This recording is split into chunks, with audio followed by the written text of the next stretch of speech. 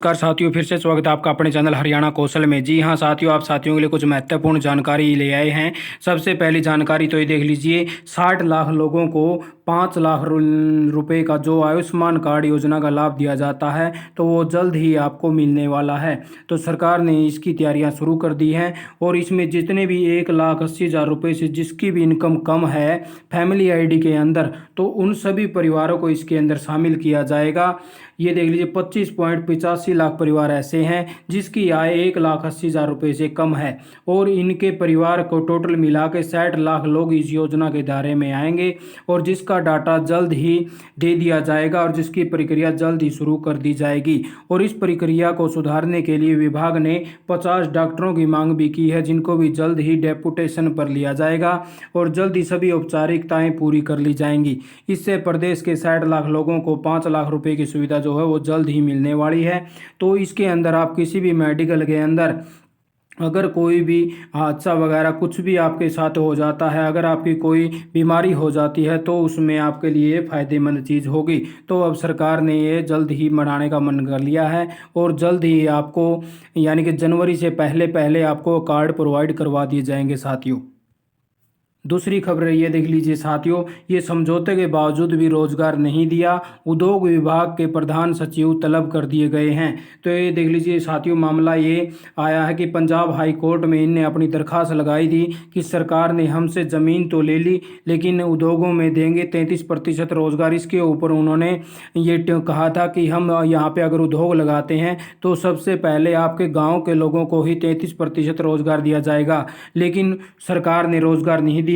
तो उन्होंने high court में अपनी अपील दाखिल कर दी और फिर हाई कोर्ट ने यह सरकार से जवाब मांगा है कि आपने अगर समझौता किया था तो उद्योगों के प्रधान सचिव को तलब कर दिया है, तो आपने रोजगार क्यों नहीं दिया अगर आपने इनके साथ समझौता किया था तो। ठीक है, तो समझौते के अनुसार रोजगार क्यों नहीं दिया, तो इसके विचार में इसके लिए हाई कोर्ट ने प्रधान सचिव को तलब कर दिया है और कोर्ट में आकर उन्हें बताना भी होगा। ठीक है साथियों, तो अगली खबर और देख लेते हैं। अगली खबर आई है, पर्यटन विभाग के कर्मचारियों को मिलेगा मकान किराया भत्ता। हरियाणा सरकार पर्यटन विभाग के कर्मचारियों के लिए दोबारा मकान किराया भत्ता जो है वो शुरू करने वाली है और इसके लिए मंत्री ने इसी महीने से भत्ता शुरू करने के निर्देश भी दे दिए हैं।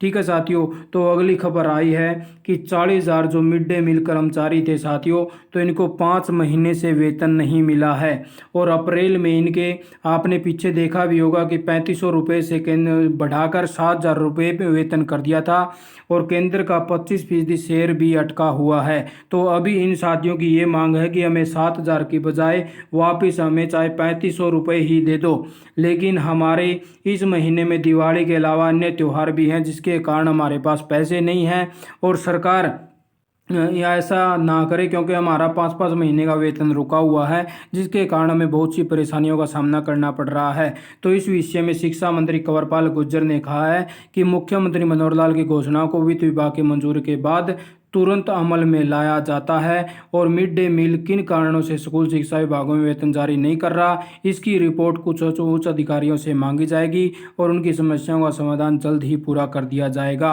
तो ये देख लीजिए साथियों, बड़ी खबर आई थी कि ये साथी कई दिन से अपना वेट कर रहे हैं सैलरी को लेकर, लेकिन अभी तक नहीं आई है और सरकार अपने वादों को वादे करके भूल जाती है। तो इसीलिए साथियों आप लगभग कुछ इन्फॉर्मेशन लेके आए थे और आपने वीडियो देखी। आपका बहुत बहुत धन्यवाद। आपका दिन शुभ हो।